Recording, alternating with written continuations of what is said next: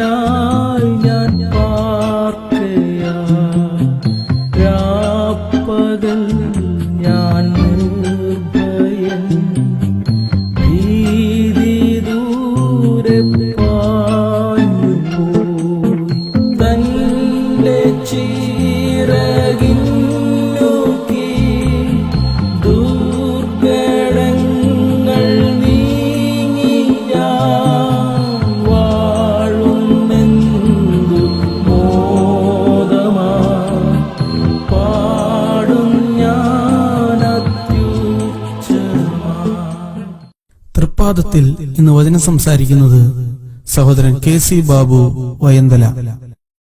ദൈവനാമത്തിന് മഹത്വം. പുതിയ പ്രഭാതത്തിൽ പുതുചിന്തകളോടുകൂടെ നമ്മുടെ കർത്താവിന്റെ പാദത്തിലിരിക്കുവാൻ ഒരവസരം കൂടെ ലഭിച്ചല്ലോ. അതുകൊണ്ട് കർത്താവിന് നന്ദി പറയുന്നു, സ്തോത്രം ചെയ്യുന്നു. വിശുദ്ധ പത്രോസ് എഴുതിയ ലേഖനം 3-ാം അധ്യായം അതിന്റെ 12-ാം വാക്യം വായിക്കാൻ ആഗ്രഹിക്കുന്നു. 1 പത്രോസ് 3:12. കർത്താവിന്റെ കണ്ണ് നീതിമാന്മാരുടെ മേലും അവന്റെ ചെവി അവരുടെ പ്രാർത്ഥനയ്ക്കും തുറന്നിരിക്കുന്നു. ദൈവത്തിന്റെ വചനം നമ്മോട് പറയുകയാണ്. ഇന്ന് പ്രഭാതത്തിൽ നമുക്കൊന്ന് ധൈര്യപ്പെടാം.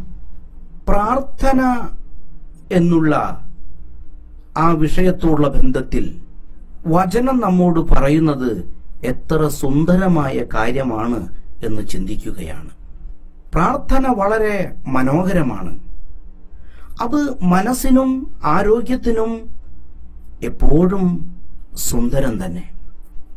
ആത്മീക ജീവിതത്തിൽ ശക്തിയും പ്രചോദനവും പകരുന്നത് ഒരു മനുഷ്യന്റെ ഭക്തിയോടുകൂടുള്ള പ്രാർത്ഥനയാണ്. പ്രാർത്ഥനയ്ക്ക് എന്താണ് ഇത്ര പ്രാധാന്യം നാം കൊടുക്കുന്നേ? അതാണ് അവന്റെ ഭക്തി ജീവിതം.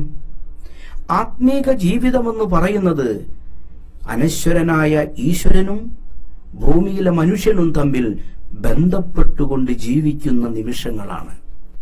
അങ്ങനെ ഒരു ബന്ധപ്പെടുന്ന അനുഭവമാണ് പ്രാർത്ഥനയിലൂടെ നാം ബന്ധപ്പെടുമ്പോൾ ഉണ്ടാകുന്നത്. ഈ വചനം നമ്മളൊന്ന് ശ്രദ്ധിക്കുക.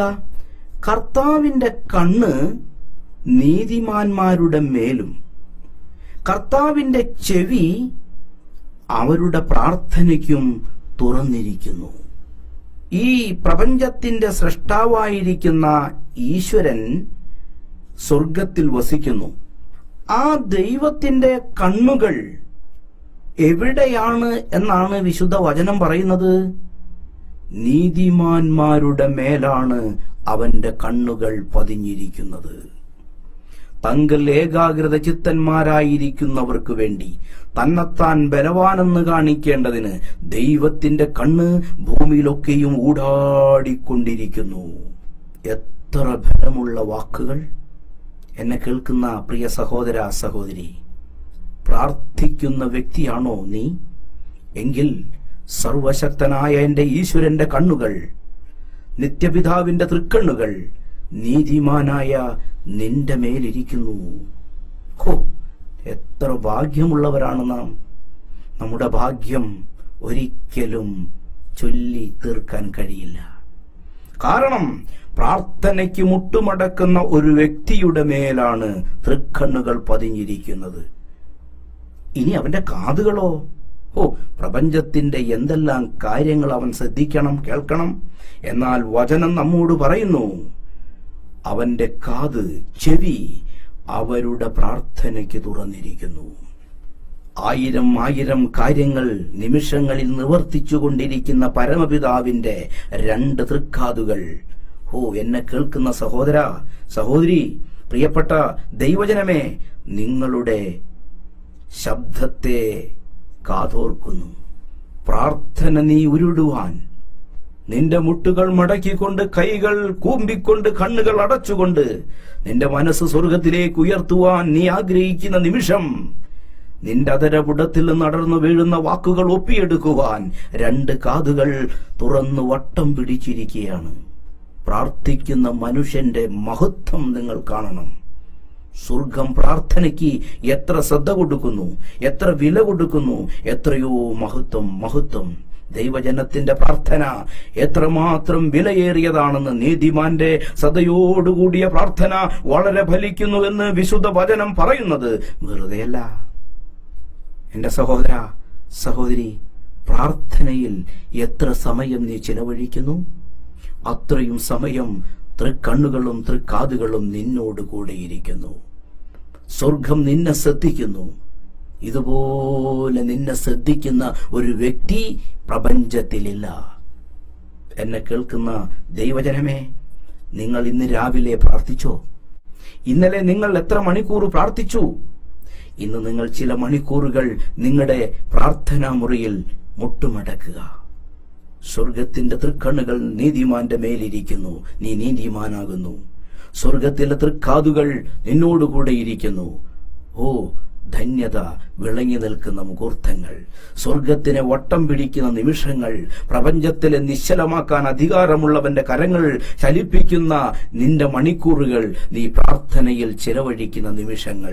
പ്രാർത്ഥന എത്ര ഉന്നതമാണെന്ന് നാം വചനത്തിൽ നിന്ന് മനസ്സിലാക്കുക.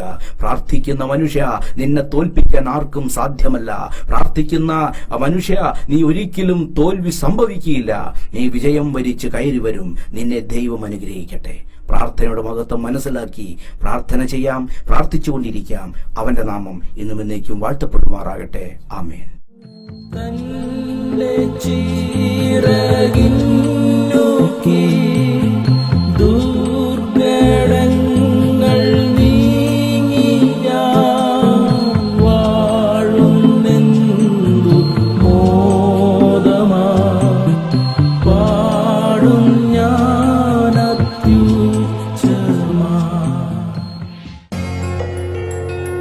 Trip